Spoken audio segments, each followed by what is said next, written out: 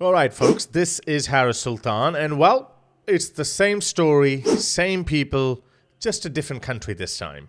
A man planning to commit a terror attack at a Jewish center in New York City has been arrested near the US-Canada border, authorities say. The United States Department of Justice reported that Mohammad Shahzaib Khan, a 20-year-old Pakistani citizen living in Canada, has been charged with attempting to provide material support and resources to a designated foreign terrorist organization, ISIS.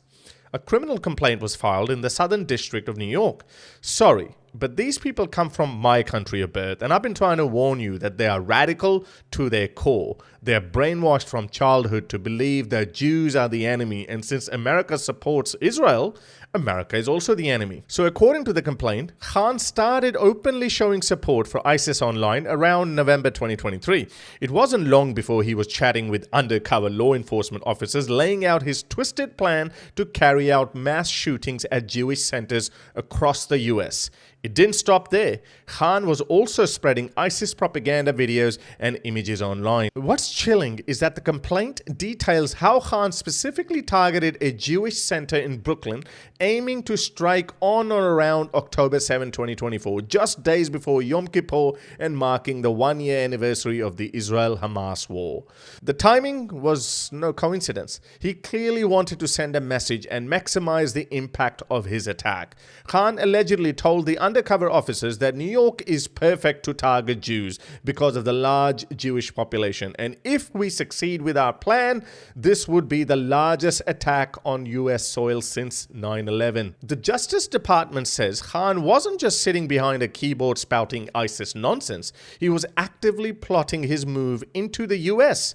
Apparently, he discussed paying a human smuggler to help him illegally cross the border from Canada into the States. He was determined to pull this off, and he wasn't afraid to go through some shady channels to get into the US and carry out his deadly attack. By the way, these guys are not well trained. They almost always end up talking to undercover cops and blow their cover. The question is, yes, you got him this time, but how many others are going to slip through the system?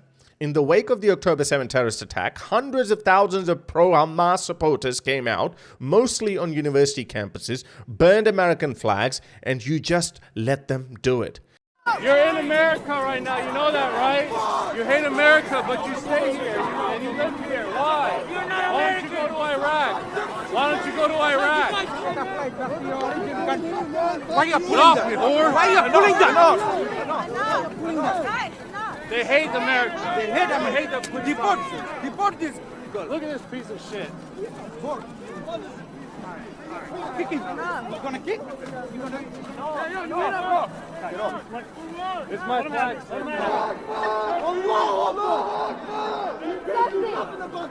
Free Palestine! Get the fuck out! Greatest country in the world, America, baby. You're all in America. You all love it here. You're scared, little You just don't want to admit it. You're scared.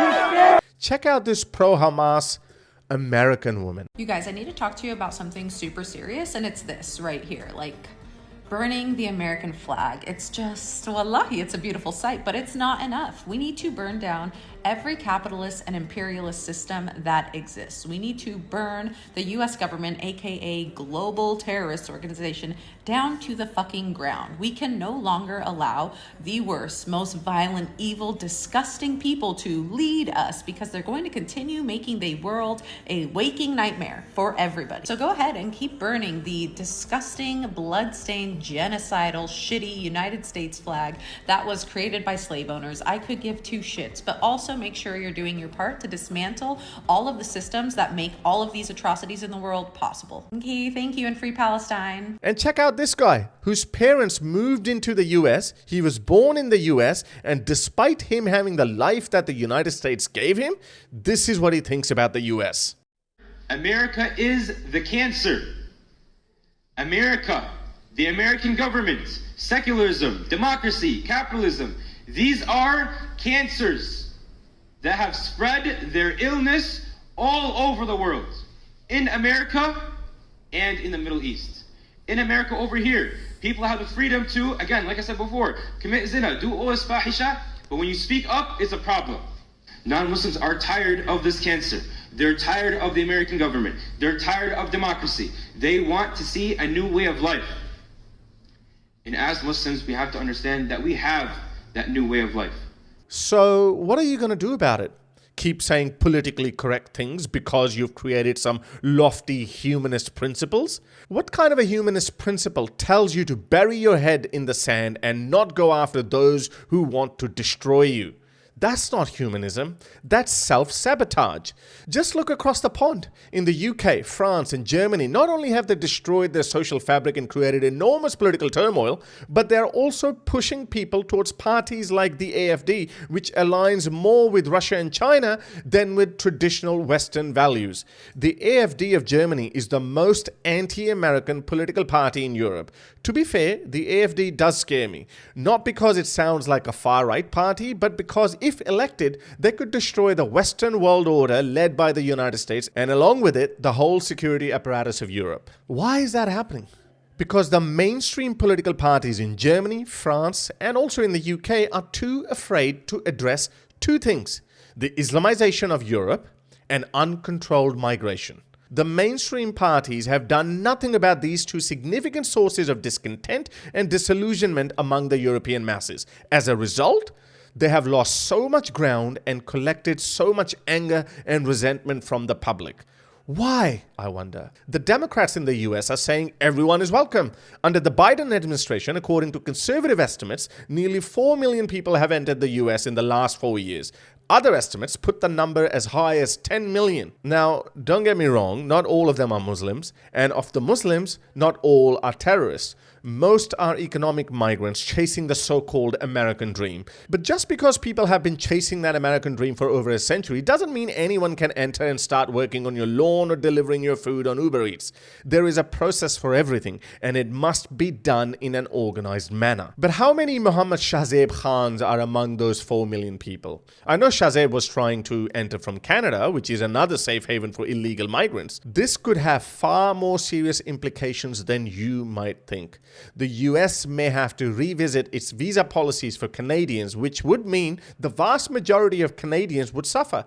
Imagine Canadians having to line up outside a US embassy to get an American visa. This could very well become a reality. Countries that didn't respect their borders and handed out passports to unvetted illegal migrants should face consequences. Remember the British Muslim who went to Texas, held up a synagogue, took hostages, and ended up dead after a 10-hour standoff with the police?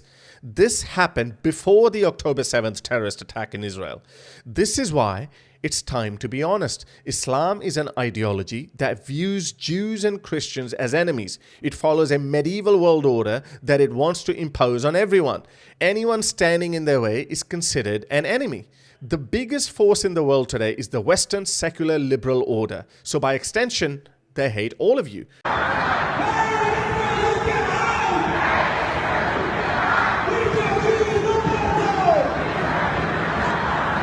Do you think if you gave them the whole of Israel, they'd stop? Did they stop trying to conquer Europe when they controlled Jerusalem? No, they won't stop because they believe the Islamic world order is ordained by their God, Allah. How many times will you see terrorist attacks committed by people shouting Allahu Akbar and you still refuse to believe that these attacks are inspired by their religious doctrine? Anyway, this is just the latest in a long list of Islamic-inspired terrorist attacks, and make no mistake, it won't be the last.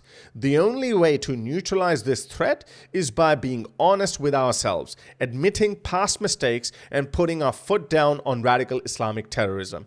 America is still the most powerful country in the world, which is why I'm left with no choice but to throw my support behind Trump. He seems to be the only leader in the Western world who understands the problem and acknowledges it. Unlike liberal Kamala, I will support Israel's right to win its war on terror. You have to support that. Got to win, got to finish it off. And instead of pandering to the jihad sympathizers and America-hating radicals, we will deport them. We will deport them very quickly. We have no choice. Whether he can deport all pro-Hamas sympathizers in America is another topic, but at least he acknowledges the issue. Kamala Harris, whom I support on Ukraine and her commitment to NATO and other Western alliances, is completely oblivious to the threat posed by these illegal migrants. Well, to be honest, she's completely oblivious about everything. If she's elected as president, she would probably be the most embarrassing president America's ever had. Well, this was a little controversial in San Francisco. And frankly, my staff went bananas. They were very concerned because we didn't know at the time whether I was going to have an opponent in my re-election race. What we expected was someone like Tia Leone as Madam President, not Kamala Harris.